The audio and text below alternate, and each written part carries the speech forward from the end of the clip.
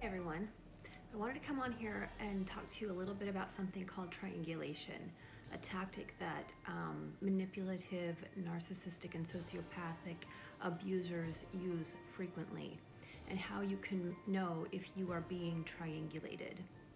So triangulation is a method wherein the narcissist or the pathological person will go and whisper something into another person's ear. Now, this information could be true, that's confidential, or it can be completely false and made up. And what triangulation does is it creates a wedge.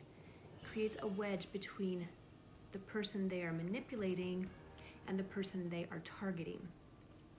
So, for instance, one example of triangulation that I know of is a woman who was entrusted to a high position in her work, hacked into emails. She was an HR director, hacked into emails, got sensitive information between two women that had been good friends for a considerable number of years, and then alluded to the person that she was trying to manipulate that she knew the information and that her friend had betrayed her, when in fact her friend had not betrayed her.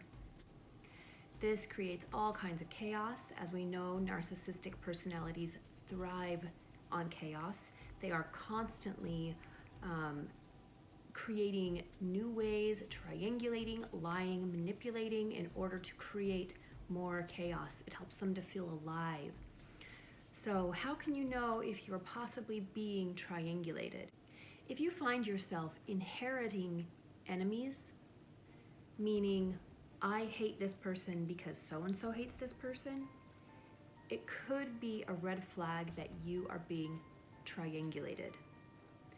So you need to know both sides of the story. It might be wise if you feel like someone adamantly does not want you to speak to someone else. It might be wise to try to get the other side of the story, because almost always there is something, they're triangulating for a reason and they're trying to control things, and there's something they don't want you to know, because if you knew it, you would put the dots together and you would know they're lying to you. And if you know they're lying to you, the charade is up, you guys. I mean, hopefully you find out a lie and you're done. You're like, goodbye, I don't have room for liars in my life. That's when gaslighting will probably come in, and they'll deny it or try to do anything they can to get you to question your own reality.